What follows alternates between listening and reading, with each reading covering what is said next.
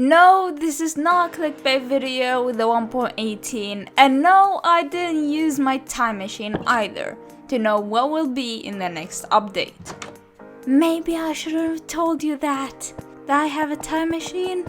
It was supposed to be a secret. Either way, we'll get to how this is a 1.18 video in a bit. But we all know how the upcoming updates will bring a whole bunch of new stuff to the game, don't we? Well, I sat down and decided to come up with random stuff to build. I have watched other build videos, and out of those I tried to make new and original ideas. But before we get into the video, I'm gonna do the thing that all YouTubers do. If you enjoyed this video, be sure to hit the subscribe button and ring the notification bell. I mean, you get free videos to watch, who doesn't want that? And if you don't, then you can just unsubscribe. With that, let's go on with the video.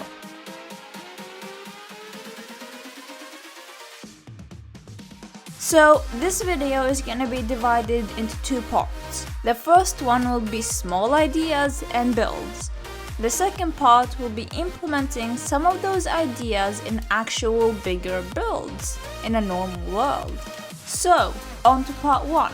Here you can see all the blocks that were added in Minecraft 1.17, and I have basically used all of them. On to the first thing I made, which was this. Very randomly a hippie van. No, actually it was this exploded wall, and I just didn't want it to be open, so I decided to put a hippie van in it. Because why not? As you can see, now in Minecraft we have a wider range of darker color blocks than ever, and this makes for a perfect exploded wall. The combination of normal stone, black stone, nether bricks and deep slate makes a perfect mixture of colors for debris and burn marks. Adding a bit of coal block here and there, and it is perfection. Now onto the hippie van. And you might have seen this type of van before, but now it also uses copper blocks. To be precise, oxidized copper blocks. This gives the van more texture rather than just using concrete. However, there are other colored hippie vans out there, and not just bluish turquoise. There are also brownish orangish vans. So instead of using oxidized copper block, just use a normal one. This color fits in perfectly, but don't forget to wax it because otherwise it will inevitably turn into its oxidized version. I don't know if you can tell, this is almost impossible with your parrot just jumping everywhere and flying everywhere, distracting you from making a video. You wanna say something? No? Okay, I guess not. Sure.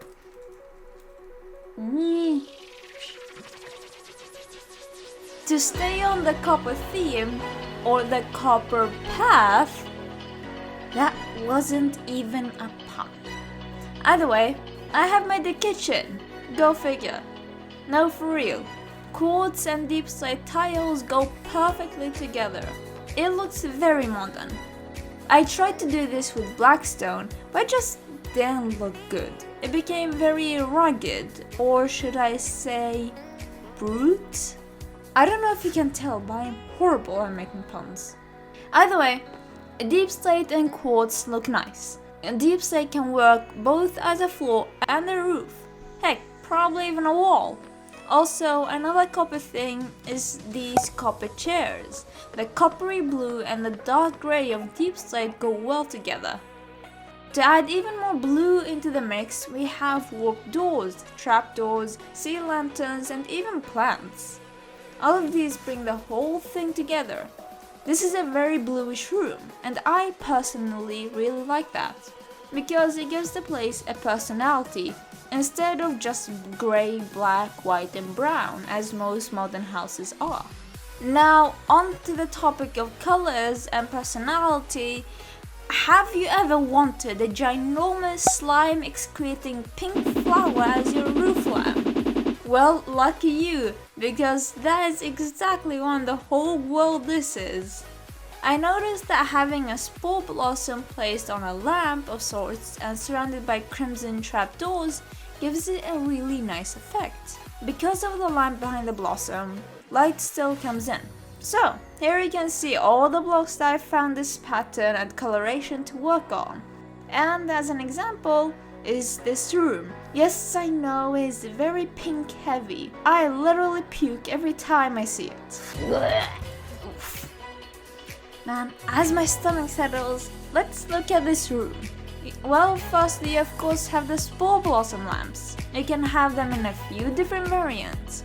All of them open, the sides close, and the middle open, all of them close, and my personal favorite, the sides are open and the middle is closed. All of these make really nice patterns, but you just have to keep in mind that the spore blossoms gives out the slimy particle effect. Now you didn't see them before because I had my particles turned off, but if I turn them back on, well, it looks like this. Yeah, not the most lush room. Another pun. So if you don't want your room to look like Shrek has lived in it, well then I recommend turning off the particle effects. Let's move on to the next thing in this room, which is the floor. Yes, I did use deep slate tiles again. I just can't get over how good it looks as a floor. But as you saw earlier in the kitchen, the warped forest colors and the deep slate go hand in hand, like a cat in a bucket with water. Yep, sure. The blue colors of the warped planks and the dark tiles just complement each other so well. Anyway, to the next thing in this room, which is the couches. Now, I don't know if I have been living under a rock, but for some reason, I have never seen anyone make a couch like this, where you have the stairs behind, stairs on the sides, and slabs in the middle.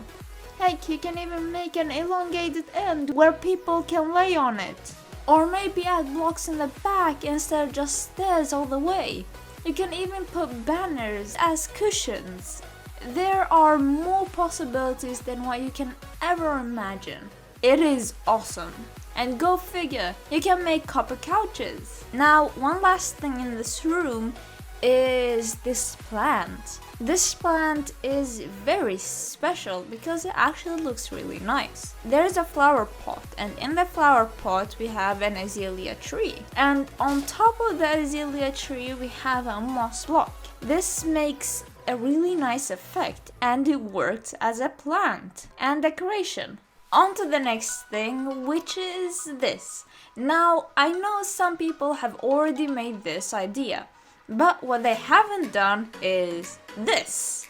Using other vines, such as cave vines, weeping and twisting vines, not just the normal vines. Now, I have to admit, not all of these work as well as the normal vines, but some do certainly work. These could be seen as fruits, vegetables, and even tumors. Who knows? Only your imagination. On to the next thing, which is this. The second I saw Amethyst, the idea of ruins with a floating crystal in the middle popped straight into my mind. Now, in hindsight, I didn't do this correctly. Firstly, I should have built this on a normal world instead of a flat one, and I should have built more ruins. But I didn't bother to do that, so we're stuck with this. Although I do believe that you get a good idea on how this would have looked. You have the crystal tree, azalea, chorus tree, the ruins, and of course the crystal in the middle. Let's begin with the crystal trees. I first of all tried to make cherry blossom, but instead turned into a fantasy crystal tree, which I'm not complaining about. I also wanted to give the tree a bit more life, so I gave it more fruit in the form of raw gold. Then I made 5 other trees of the same kind. Then I made the ruins, the path, and lastly the crystal. But before we get to the crystal, I just have to say that putting down moss blocks and bone milling them fills in a lot of empty space. So if you don't have any more ideas of what to put to fill in the space, then just bone meal moss blocks and it falls right into place. Now onto the crystal. Well, not so much surprising there. It's a floating crystal with a beacon beam through it. I started with the amethyst blocks, mixing in both the budding amethyst and the normal ones. Then I started putting in glass panes as well. This gave the crystal more texture and color. Lastly, I wanted it to feel more fantasy-like.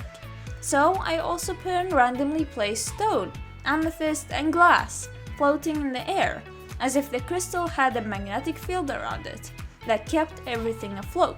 This is definitely cool, but there's something way cooler coming down the line. Just wait. But before that, look at this. Some of you might recognize this from another video.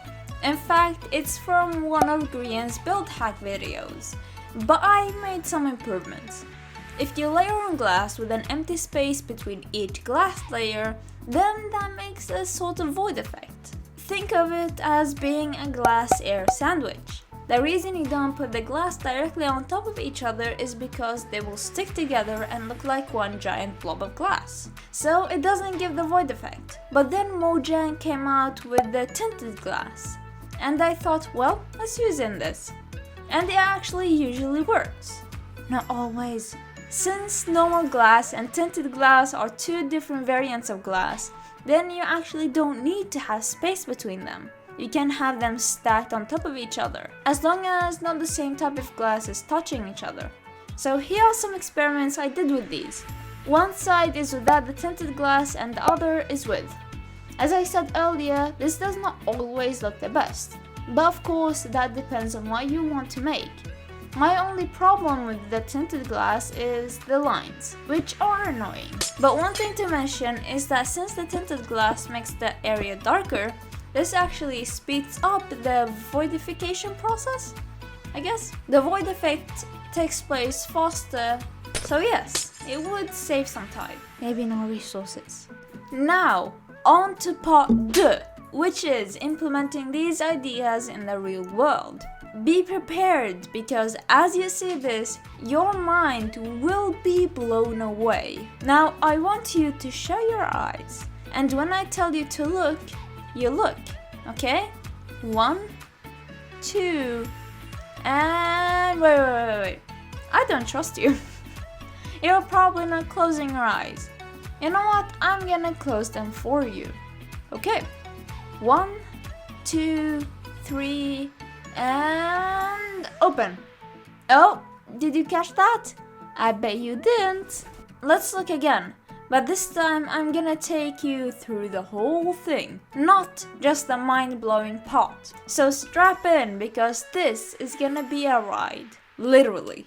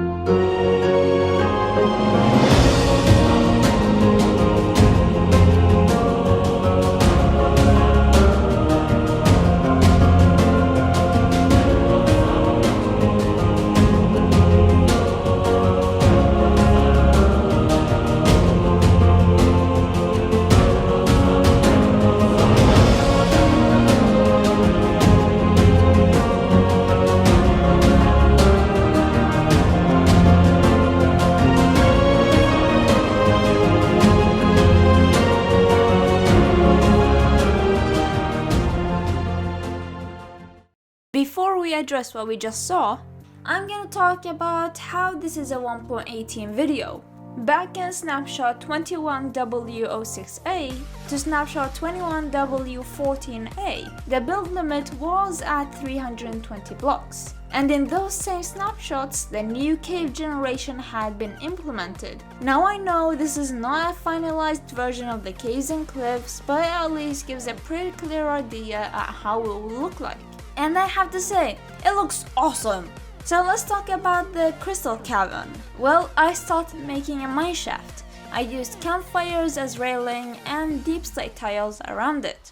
The spruce wood blended in perfectly and matched the colors. I used candles, barrels, we even have a minecart filled with amethyst.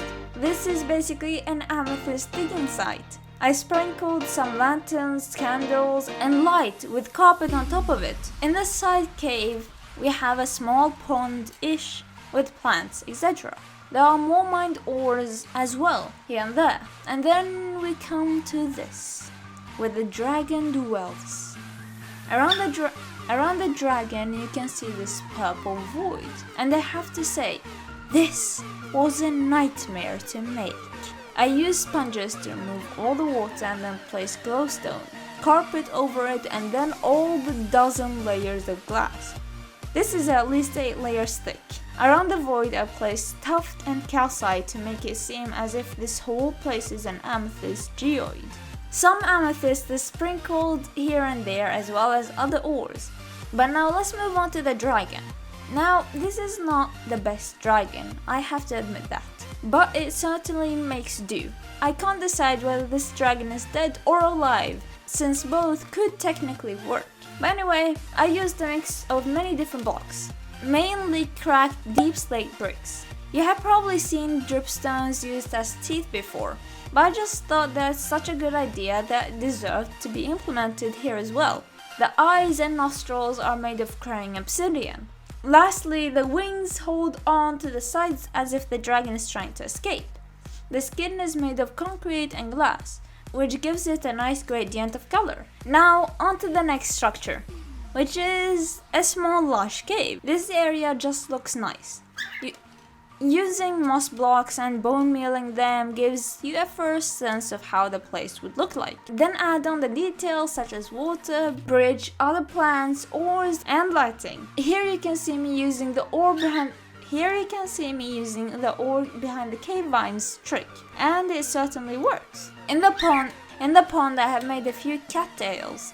You've probably already seen this design, using glass panes and brown candles. I also added a lily pad with a flower, as some people have done before. This is done by placing an amethyst on top of a walled trapdoor. Also, I put in rooted dirt and roots hanging out of it. This gives a nice underground effect. So yeah, you can look around and see how this is made. It certainly looks interesting. And now we're actually going to jump back to part 1, because I have 1.5 things left. So I was looking at the new blocks in 1.17, and I finally came to the lichen. It's pronounced lichen, not lichen, as some people have said. I stared at it for a while, and then it hit me. Lichen looks like mold. No, this is not a joke.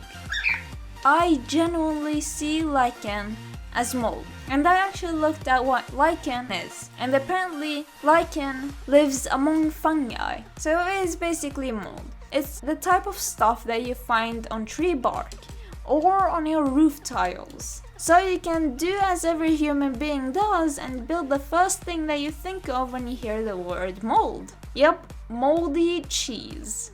Here we go. Here is my awful trial of making moldy cheese. I'm sure you guys can do better than this, but it gives you the idea at least. Not only does lichen look like moldy cheese, but so does wet sponge too. Those two together go hand in hand for making old moldy cheese.